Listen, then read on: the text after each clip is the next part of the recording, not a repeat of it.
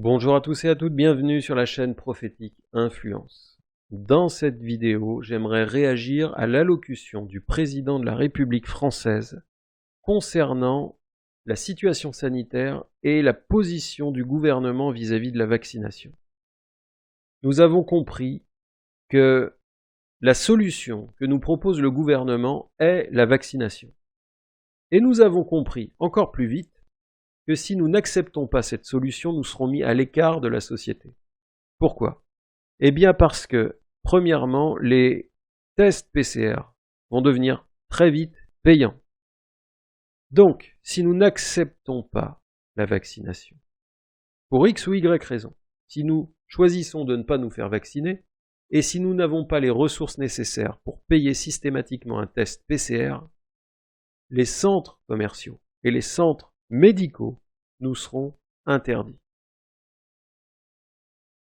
Lorsque nous regardons l'histoire de la France jusqu'à aujourd'hui, il est temps, je crois, de nous poser de très sérieuses questions sur de telles prises de décision, dans l'immédiat, mais surtout dans la suite, parce que accepter ces décisions, accepter ces prises de position, c'est accepter dans la suite des mesures de plus en plus contraignantes jusqu'à éteindre toute liberté individuelle. Je n'émets aucun jugement sur ceux qui choisissent de se faire vacciner et je n'en émets aucun non plus sur ceux qui choisissent de ne pas se faire vacciner. Mais c'est en tant que chrétien, en tant qu'homme de foi, en tant qu'enfant de Dieu que je veux réagir face à ça. Si nous sommes enfants de Dieu, nous avons donc foi dans le Seigneur, foi dans ce qu'il a fait, foi dans le fait que son sang parle mieux que tout autre sang et que toute solution purement humaine. Nous devons également reconnaître que Dieu n'agit pas seul, Dieu collabore avec l'être humain. Le Saint-Esprit agit à travers les enfants de Dieu, à travers le corps de Christ qu'est l'Église. L'Église étant la voix prophétique de Christ.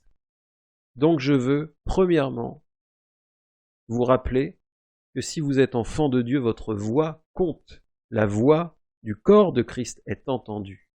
Le gouvernement peut se boucher les oreilles, le diable peut s'y opposer, mais personne ne peut empêcher Dieu d'entendre ses enfants crier à lui. Nous devons donc, avant toute chose, avant de paniquer, avant de céder dans une direction qui ne correspond pas forcément à nos convictions profondes ou à notre foi, il nous faut prier. Prier et prier encore, parce que jusqu'à preuve du contraire, ces mesures ne sont pas encore entrées en vigueur. Et si nous sommes des personnes de foi, alors nous croyons que Dieu est capable de faire l'impossible. Nous devons donc prier et demander au Seigneur d'accomplir sa volonté. Il y a des choses qui doivent arriver. Comme le dit l'Écriture, il faut que ces choses arrivent. Il y a des choses terribles qui doivent se produire. Mais je crois que par le privilège que nous avons d'être sauvés par la grâce et rachetés par le sang de Jésus, nous avons la possibilité par la prière d'intervenir sur les temps et les circonstances. Nous pouvons accélérer la main de Dieu et nous pouvons la retenir également. Nous pouvons faire en sorte que le Seigneur nous accorde un temps supplémentaire pour que l'Évangile soit propagé encore et que le Saint-Esprit confirme dans le monde l'œuvre que Jésus-Christ, l'œuvre de salut, de délivrance et de guérison que Christ a accomplie. Je crois que nous devons, avant de céder à toute forme de panique, prier pour ça et voir ce que Dieu va faire.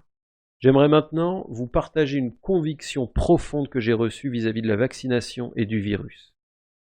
Je crois que si nous acceptons la proposition de vaccination du gouvernement, d'une vaccination de masse, si nous passons par la porte de la solution du gouvernement, nous allons rentrer et faire rentrer le pays dans un cercle infernal de vaccination.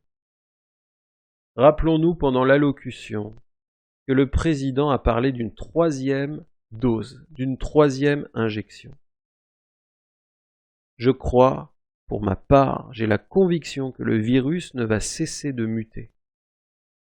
Je crois, je suis convaincu que ce virus va continuer d'échapper aux mains des médecins, à l'emprise que le corps médical croit avoir sur ce virus. Et je crois que les doses vaccinales vont se multiplier sans être en mesure d'évaluer les conséquences à court, moyen et encore plus à long terme sur les effets de ce vaccin, sur les effets concrets, sur les répercussions sur le corps humain. Donc je crois que nous devons, en tant qu'enfants de Dieu, prier et intercéder, rentrer dans des temps de jeûne et de prière ensemble, afin que la main de Dieu arrête ce virus, bloque ce virus, bloque ces mutations. Nous avons commencé avec le Covid et nous sommes passés de alpha à delta, mais en réalité, epsilon existe déjà. Et d'autres formes, certainement plus graves, vont se manifester. Et je crois vraiment que nous allons rentrer dans des cycles d'environ entre 3 et 6 mois, où il nous faudra à chaque fois une nouvelle injection pour pouvoir, pendant quelque temps, éviter encore un effondrement des sociétés par rapport à ce virus. Donc, nous verrons, le temps nous dira si cette parole est une véritable parole prophétique, un véritable avertissement. Mais personnellement, je vais vous inviter à prier pour que ces choses n'arrivent pas, pour que Dieu accorde un temps de répit supplémentaire. Parce que le réveil est sa promesse. Un réveil puissant dans ces temps sombres est une promesse de Dieu et nous sommes en train, plus nous approchons, plus nous avançons dans le temps, plus nous nous approchons de cette promesse glorieuse. Et je veux vraiment vous inviter à prier et à intercéder pour que Dieu bloque cette situation, pour que Dieu intervienne et que dans les 6 prochains mois, de lui-même, ce virus disparaisse. Sa nocivité s'arrête, sa puissance s'arrête. Et que nous ne soyons pas contraints, que ce soit en France ou ailleurs, de foncer dans des directions qui ne sont pas en accord avec notre foi ou nos convictions profondes, et ce, que nous soyons croyants ou pas. Je veux rappeler que c'est pour la liberté que Christ nous a affranchis, et que là où est l'Esprit du Seigneur, il y a la liberté.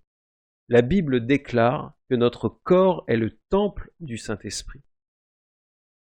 Nous devons donc prendre toutes ces choses en considération avant de prendre la moindre décision, ne surtout pas céder à la panique, mais agir avec rectitude et agir en accord avec notre foi, avec ce que nous croyons et ce que nous avons expérimenté du Seigneur. Je vous invite à prier maintenant, dans le nom de Jésus-Christ. Seigneur, ton sang précieux a coulé, et ton sang précieux parle toujours. Saint-Esprit, incline le cœur des puissants de ce monde, afin de ne contraindre personne à rentrer par une porte qui ne serait qu'un engrenage et une accélération vers des temps encore plus difficiles.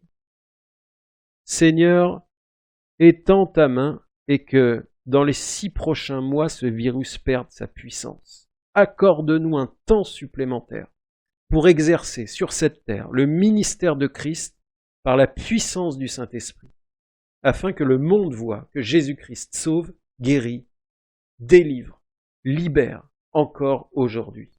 Dans le nom de Jésus, Saint-Esprit, que ton onction coule sur tes enfants, que ta grâce coule sur tes enfants, que le sang de Christ recouvre et parle pour tous tes enfants disséminés aux 4 coins du monde, en France et ailleurs, dans le nom puissant de Jésus. opère des signes, des prodiges et des miracles, et pourvoit surnaturellement, au nom de Jésus. Merci Seigneur. Amen. J'aimerais vous laisser sur un verset biblique qui illustre bien la pensée de cette vidéo. Ça se trouve dans Ésaïe 14, verset 29, où le prophète Ésaïe parle aux Philistins de la part du Seigneur, sachant que les Philistins sont des ennemis du peuple de Dieu. Ne te réjouis pas, pays des Philistins, de ce que la verge qui te frappait est brisée, car de la racine du serpent sortira un basilic, et son fruit sera un dragon volant. Ce verset nous parle particulièrement en ce moment de veiller à ce qu'une apparente bonne solution n'entraîne pas des conséquences bien pires. En effet, le serpent, ce qui est dans l'œuf encore un serpent, va devenir un dragon. Ce qui nous renvoie au livre de la Genèse, où le serpent du jardin d'Éden devient dans le livre de l'Apocalypse un dragon, la bête. Il y a donc ici un cheminement, le cheminement de l'iniquité qui s'amplifie. Et je crois que c'est un rappel de la part du Seigneur pour le corps de Christ. Le temps de la grâce n'est pas fini, plus que jamais nous devons prier, jeûner, intercéder, exercer le ministère de Christ dans la puissance du Saint-Esprit afin que le maximum soit éclairé par la lumière du Seigneur, avant que la fin n'arrive. Je crois vraiment que c'est un appel dans le corps de Christ à nous relever, à relever la tête et à étendre des mains pures vers le Seigneur. Si cette vidéo vous a parlé, n'hésitez pas à la partager à un maximum de personnes. Merci de continuer à vous abonner afin que cette chaîne prenne de plus en plus d'espace. Et j'aimerais que vous puissiez me dire en commentaire comment vous envisagez la rentrée, je dirais entre septembre et décembre. Comment vous allez vous positionner. Que Dieu vous bénisse.